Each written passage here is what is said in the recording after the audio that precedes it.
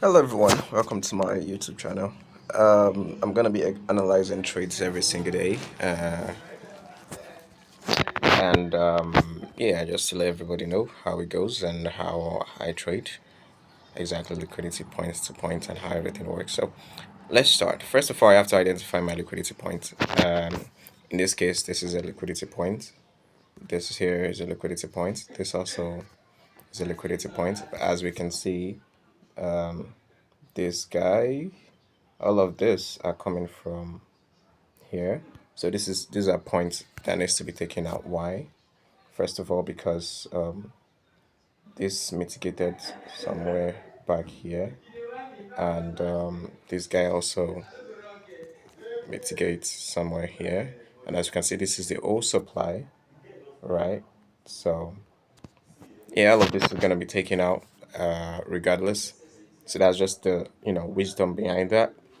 But let's dive into higher time frame first of all. As you can see from under my name, you see higher time frame bias, liquidity build up, lower time frame POR, and unmitigated liquidity. The first thing is we need to identify where we are right now. From the 4 hour, we can see something. We can identify this liquidity and where it is coming from. This is the supply.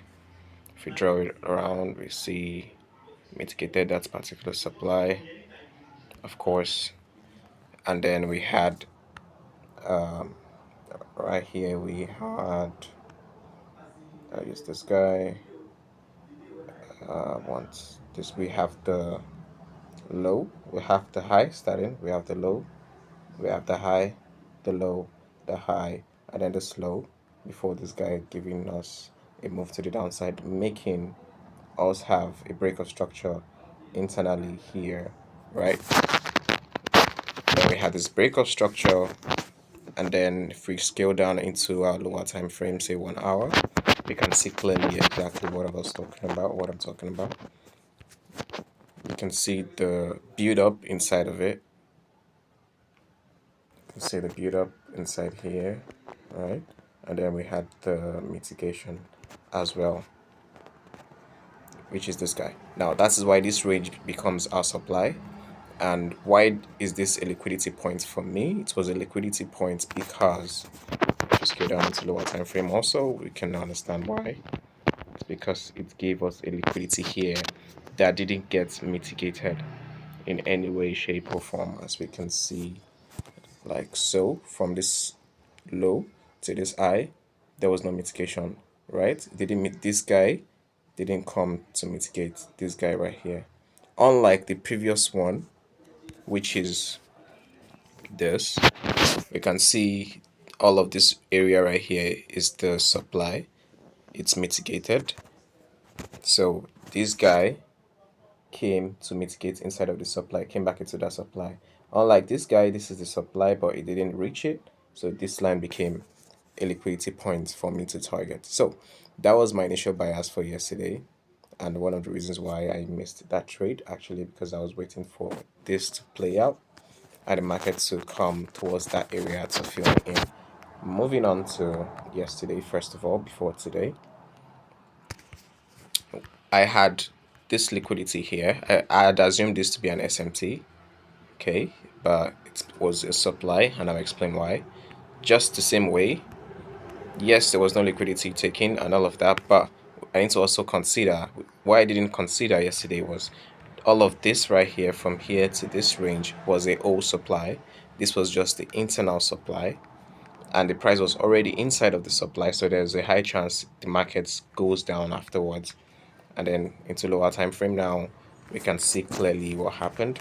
We had this liquidity build up right here, okay, which the market took out, mitigating that supply, giving us on the 5 minute or 1 minute a lower time frame entry.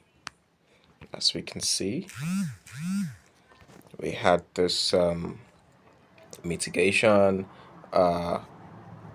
break of structure. How do we know this was a trap? We know this is a trap firstly because this here is the liquidity point, and then market came to take it out. So once you see this, you will understand that okay, the market is coming for this high, and then it mitigated our extreme supply, which is this guy right here. after the mitigation of extreme supply,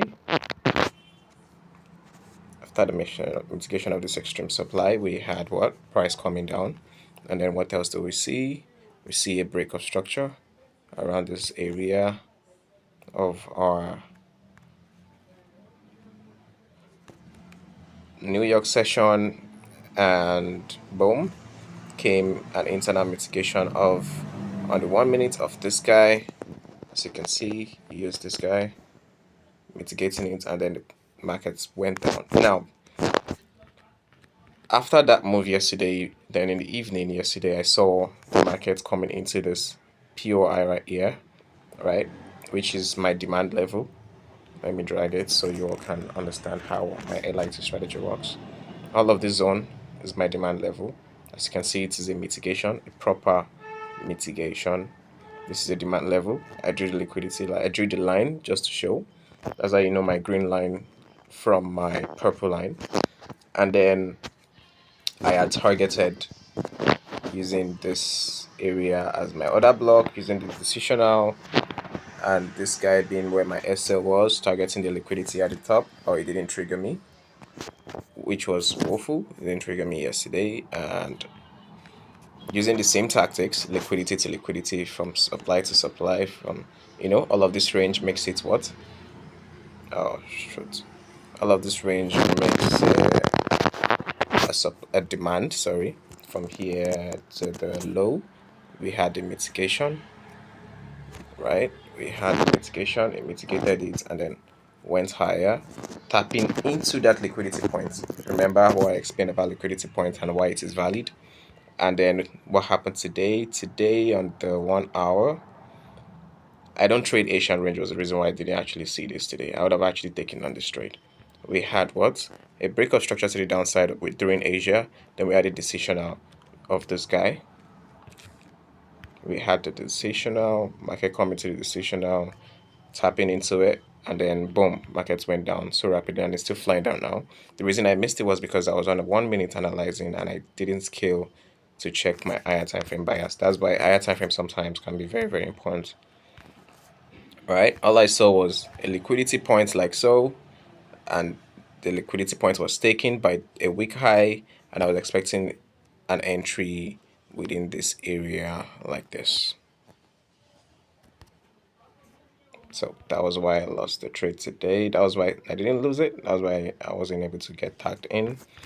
And boom, market rally down. If we go back to higher time frame, we can understand why it keeps going down. Because what? All of this liquidity which I have drawn earlier needs to be taken out.